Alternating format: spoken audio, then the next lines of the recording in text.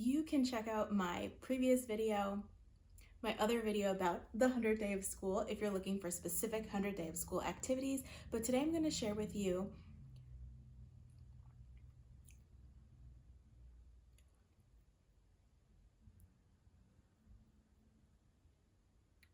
some centers and activities.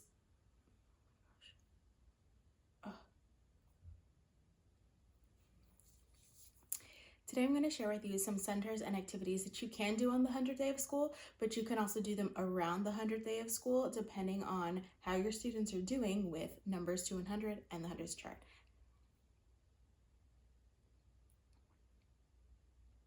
The first thing is a little series of problem-solving activities called the hundreds chart thief. So the way that this works is that there are several little thieves who have tried to steal numbers off of the 100 chart. And it's our job as a class to figure out what those numbers are, what those missing numbers are, and put them back.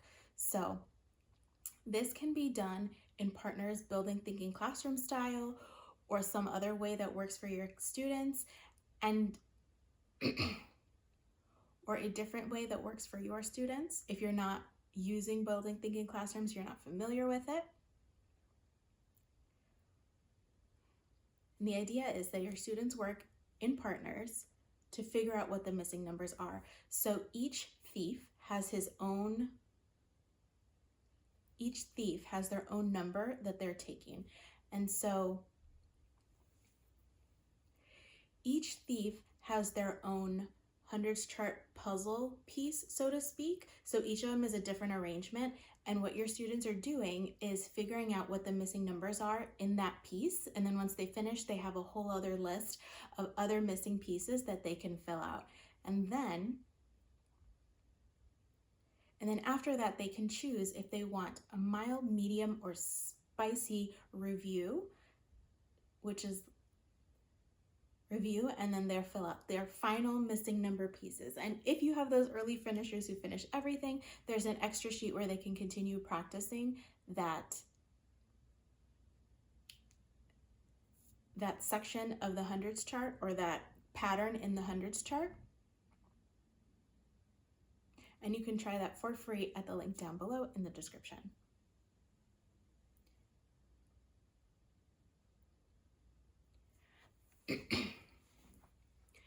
Another hundreds chart activity I like to do is called spin and fill. So for this activity, similar to the last one with little pieces of the hundreds chart, your students will spin the 10 spinner, and that's their first number, their tens, and then they spin their one spinner, so they have their tens and ones. So if they spun 20 and then 1, their number would be 21. And then they get to choose where they're going to put that number 21 in the puzzle piece on the play mat.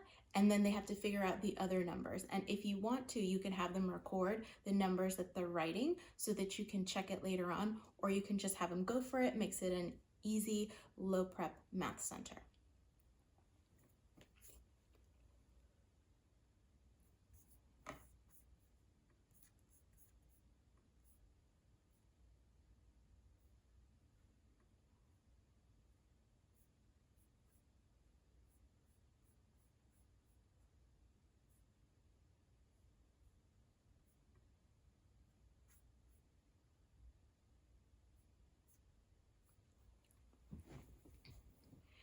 Now, I enjoy hands-on stations with a kind of recording component, so they're still practicing number writing, but it's not the main focus. But there are times when you didn't have time to plan, you just need something quick and easy, print and go, or you have a sub, and so I also have something for you. There's 2 different print and play worksheets. There's 2 different print and go activities that you can have your students do. One of them is a full 120 chart with different numbers filled in, and the students simply need to fill it out. And others are kind of similar to the previous ones where they have pieces of the hundreds chart and they have to figure out which pieces go where. And those activities don't have to just be for a sub or a center. You can also have them for early finishers or for morning work or for extra practice. They're really versatile, and since you can print as many as you need,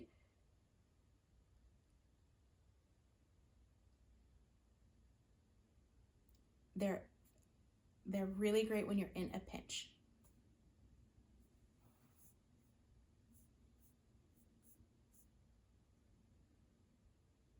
If you're looking for some ideas for what to do on their 100th day of school, I'm going to link that video down below, as well as everything I mentioned, so that you can check it out for yourself.